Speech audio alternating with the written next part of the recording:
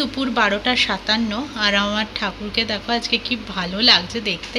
মালা পরালে বেশ ভালো লাগে দেখতে, আর এত সুন্দর একটা স্মেল আসে। রজনীগন্ধার মালা এখানে খুব একটা পাই না, একটা মাসির কাছে থাকে, আমি কোনোদিন দাম জিজ্ঞেস করিনি, কারণ একটা রাত গোটা থাকবে কি না বুঝতে পারি না। আর দেখো সত্যিই ফুলটা পুরো ফ্রেশ রয়েছে, তাই না বলো প্রমি? একটুও কিছু, কালকে প্রমিও নেওয়ার সময় আমাকে বারবার বলছে দেখো আজকে রাতে তো আর পড়াতে পারবো না, কালকে সেই পড়াবো, ভালো থাকবে তো। তাও আমি নিয়েই এলাম, দেখা যাক কী হয়। দেখো সত্যিই খুব ভালো রয়েছে। তো মাসিটার কাছ থেকে মাঝে মধ্যেই আনবো আমি, ওর মাসিটার কাছে থাকে, আর না থাকলে উনি লুজ ফুল দিয়ে বানিয়ে দেয়, মানে রজনীগন্ধার লুজ দিয়ে। তো যাই হোক, চলো প্রমি পুজোটা কমপ্লিট করে নিক। আর আজকে আমাদের বাড়িতে নতুন ফল এসছে কালোজাম, তাই প্রমি কালোজাম দিয়ে আজকে ঠাকুরকে পুজো দিচ্ছে। আমি এই জাস্ট স্নান করে বেরোলাম, আর প্রমিত তো আগেই স্নান হয়ে গেছে, কারণ 1:30 থেকে ওর আবার অফিস আছে। পুজো দিয়েই জাস্ট বসবে, পুজো দিতে আর 15-20 মিনিট টাইম লাগবে ওর, তারপরে বসবে। আর আমার রান্না হয়ে গেছে, আজকে পটল আলুর তরকারি করেছি, আর আমি আলু দিয়ে মাছের ঝোল বানিয়েছি, কাতলা মাছের ঝোল। প্রমির শরীরটা এখন ঠাকুর ইচ্ছায় তোমাদের আশীর্বাদে ভালোই আছে, ও এখন ঠিক আছে। আজকে তো ওয়ার্ক ফ্রম হোম আছে, কাল থেকে আবার অফিস জয়েন করবে, মানে আজ থেকেই করছে, আজকে ওয়ার্ক ফ্রম হোম, কালকে অফিস যাবে একদম। বৃহস্পতি শুক্রর অফিস থাকে, এখন সোম আর বুধ হচ্ছে ওয়ার্ক ফ্রম হোম থাকে, মঙ্গলবার অফিস থাকে। এভাবেই চলছে এখন এই মাসটা, আবার পরের মাসে আবার কী হবে জানি না। যাই হোক, কিন্তু একটা যে কোনো দুটো বার পুরো সিলেক্টিভ থাকলে না নিজেদেরও কাজকর্ম একটু সুবিধা হয়। এই মাসটা ধরে এগোবো, কিছু একটা ডেট ফিক্সড করবো, আবার পরের মাসে গিয়ে ওর ওয়ার্ক ফ্রম হোমটা চেঞ্জ হলে না তখন একটু হ্যাপাজেট হয়ে যায়। আমার অলরেডি কিছু সমস্যা হচ্ছে এখন, মানে ওর এই ওয়ার্ক ফ্রম হোমের চক্করে। যাই হোক, সবটাই মানিয়ে গুছিয়ে নিতে হবে। দুদিন যে অফিস দিচ্ছে বাড়ি থেকে, এটাই আমাদের কাছে অনেক বড় কথা। এখন তো বেশিরভাগ অফিসই পুরো 5 দিনের জন্য চালু হয়ে গেছে, আবার অনেক অফিস দিচ্ছে ওয়ার্ক ফ্রম হোম। যাই হোক, বেশিরভাগ ক্ষেত্রে আইটিদের একটু বেশি সুবিধা থাকে এই ক্ষেত্রে। তো রান্নাবান্না হয়ে গেছে। রান্নার পরে দিয়ার শরীরটা খারাপ, তাই ওর খোঁজ খবর নিচ্ছিলাম, মানে আমার ননদের। তো এই সব কথাবার্তা বলতে বলতে স্নান করতে যেতে একটু লেট হলো। যাই হোক, প্রমি গেছিলো বলে আমি একটু কথা বলেই নিলাম, এই আর কি। আর আজকে একটু চুলের শ্যাম্পু ট্যাম্পুও করে নিলাম।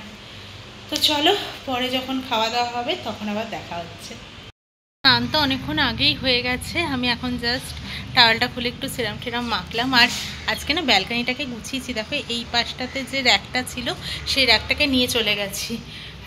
একটু বেশি গ্যাঞ্জাম লাগছিল দেখতে। তারপরে ফ্রিজটা আজকে পরিষ্কার করেছি, ওই জন্যই সকাল থেকে আর ক্যামেরা অন করে তোমাদের সামনে আসা হয়নি।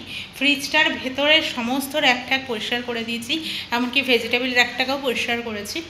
বাইরেটা আজকে আর মোছার টাইম পাইনি, ওটা কালকে মুছবো, টাইম পেলেও আর শরীরে দিচ্ছিল না। তারপর ঘর ঝাড় দিলাম, প্রমি ঘরটাকে মুছে দিল, এই সমস্ত কাজ করতে করতে আর সকাল থেকে টাইম হয়নি, তাই জন্য। আর এখন বসালাম ভাত।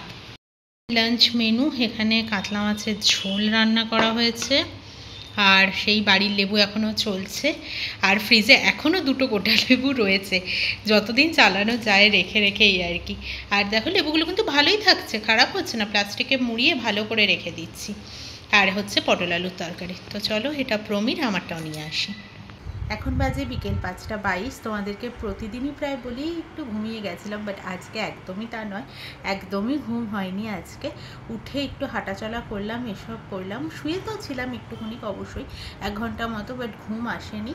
তো প্রমির মতো কাজ করছিল, আমি একটু হাঁটাহাঁটি করলাম, ব্যালকানিতে ঘুরলাম, এসব করে মোটামুটি সময়টা কাটিয়ে বিকেলবেলা দুপুরে বাসন টাসন মাজলাম, মেজে ওকে চা করে দিলাম। দিয়ে বাবুর একটু মনে হলো যে আজকে বৃষ্টি বৃষ্টি ওয়েদার, অবশ্যই সবারই ভালো লাগে মোটামুটি একটু ভাজা পোড়া খেতে, তবে যেহেতু ও সবেই উঠেছে এরকম একটা কাটিয়ে, তাই জন্য একদমই পেঁয়াজি আলুর চপ এসব একটু ভালো লাগে আর কি ওনার খেতে।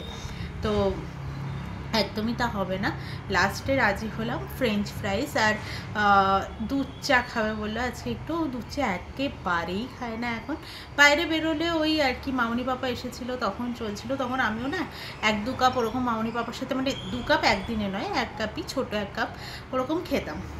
আর এখানে 2-3টে চায়ের দোকান আছে, ভীষণ ভালো চা বানায়, তো খেতে ইচ্ছেও করতো। তো এরকম বৃষ্টি বৃষ্টি ওয়েদারে চা খেতে ভালোই লাগে। আমি যে একেবারেই খাই না তা নয়, তবে কোনো নেশা নেই যে খেতেই হবে বা কিছু। আর যদি খেতেই হয় তাহলে বেশ একটু তড়িজুত করে দুধ বেশি দিয়ে, আদা এসব দিয়ে, আর চিনি ঠিনি দিয়ে বেশি করে, একটু চিনি খেতে আমার, মানে চায়ে একটু মিষ্টি খেতে আমার ভালো লাগে।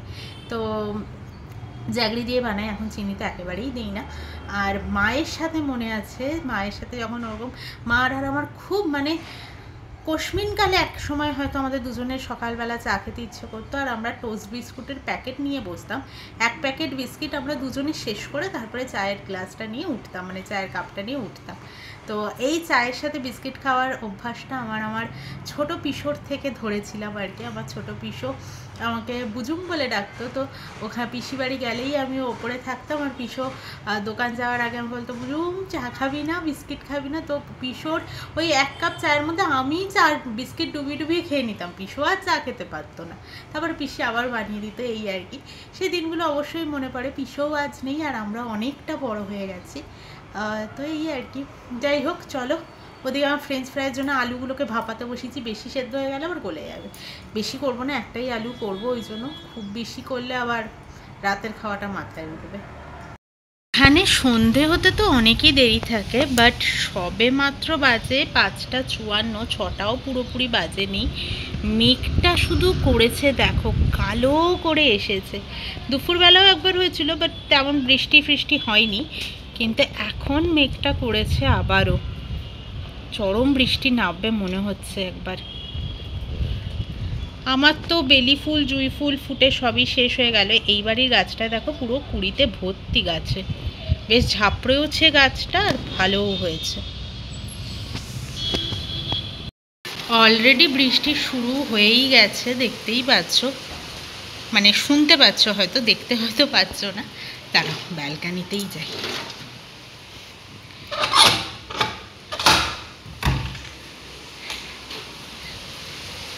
ভালো জোর শুরু হয়েছে।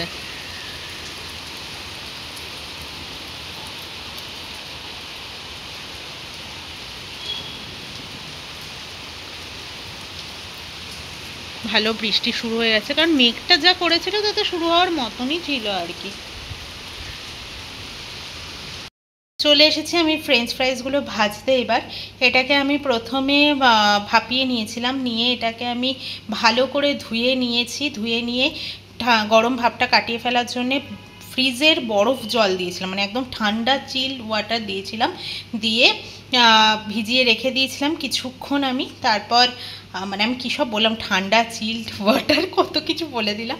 ভিজিয়ে রেখে দিয়েছিলাম, তারপরে আলুটাকে ভালো করে ড্রাই করে নিয়ে, মানে জলটাকে গা থেকে শুকিয়ে নিয়ে প্রায়, তারপর এটাকে কোটিং করে ডিপ ফ্রিজে 10-15 মিনিটের জন্য ঢুকিয়ে রেখে দিয়েছিলাম। এবার আমি ভাজবো। 2 কাপ চা, আর এখানে ফ্রেঞ্চ ফ্রাইসটা রেডি। ফ্রেঞ্চ ফ্রাইসটার আওয়াজটা পাচ্ছ, দারুণ হয়েছে, ক্রিস্পি হয়েছে পুরো। যাই হোক, তো একদম রেডি আমাদের সন্ধেকালীন চা। টিফিন খাওয়া আমাদের একেবারে হয়ে গেছে। ফ্রেঞ্চ ফ্রাইস নিয়ে লাস্টে আমাদের মারামারির পর্যায়ে চলে গেছিলো। ও আমাকে বলছে কিনা এত কম কেন ভেজেছো, আবার ভাজো। আচ্ছা, অসম্ভব ব্যাপার, ফ্রেঞ্চ ফ্রাইস জন্য একটু টাইম লাগে। ভাপিয়ে রাখো, ভাপিয়ে রেখে ভালো করে ধুয়ে ওটাকে চুবিয়ে রাখো কিছুক্ষণ, তারপর আবার মাখিয়ে ঝুঁকিয়ে ডিপ ফ্রিজে রাখো, একটু টাইম তো লাগবে। আমরা আবার আরেকদিন খাবো। বলছে এত কম কেন ভেজেছো? আচ্ছা, আমি তোমাকে দেখেই ভেজেছি যে এই কটাই ভাজছি। তখন তুমি বলেছো ঠিক আছে। বলছে আমি বুঝিনি তখন। ভালো খেয়েছো? দারুণ দারুণ খেয়েছে। আর সত্যি বাইরেটা ক্রিস্পি হয়েছে, ভেতরটা নরম ছিল, বলো সফট ছিল পুরো, আর বাইরেটা ক্রিস্পি ছিল, দারুণ লাগছিল খেতে। তো এইরকম টুকটাক একটু মানে বৃষ্টির সময় বর্ষাকালে বেশ ভালোই লাগে। কিন্তু কলকাতার জন্য সত্যি মানে এত গরম কলকাতায়, বলছে সবাই 42-45 চলে যাচ্ছে, সত্যিই খুব কষ্ট হচ্ছে তাদের জন্য। আজকে রাতের মেনু হচ্ছে, আমি যে প্রেশার কুকারে চিকেনটা বানাই, ওই হালকা স্টু মতো আর কি, সেটাই বানাবো। এটার মধ্যে চিকেন নিয়ে নিয়েছি, আলু পেঁয়াজ কুচি করে নিয়েছি, কাঁচা লঙ্কা দিয়েছি, আর দিয়েছি একটু গরম মশলা গুঁড়ো, নুন, হলুদ, আর আদা, আদা, কাঁচা লঙ্কা, আর হচ্ছে রসুন বাটা, এই দিয়ে নিয়েছি, আর একটুখানি গুঁড়ো লঙ্কা দিয়েছি, দেখতেই পাচ্ছ। এবার হাত দিয়ে ভালো করে, সর্ষের তেলও দিয়ে দিয়েছি এই যে, তো হাত দিয়ে ভালো করে মাখিয়ে তারপরে প্রেশার কুকারে দিয়ে পরিমাণ মতো জল দিয়ে সিটি মারলেই হয়ে যাবে। আর একদিকে গরম ভাত বসিয়ে দেবো, হয়ে যাবে। এখন বাজে 10টার সময়।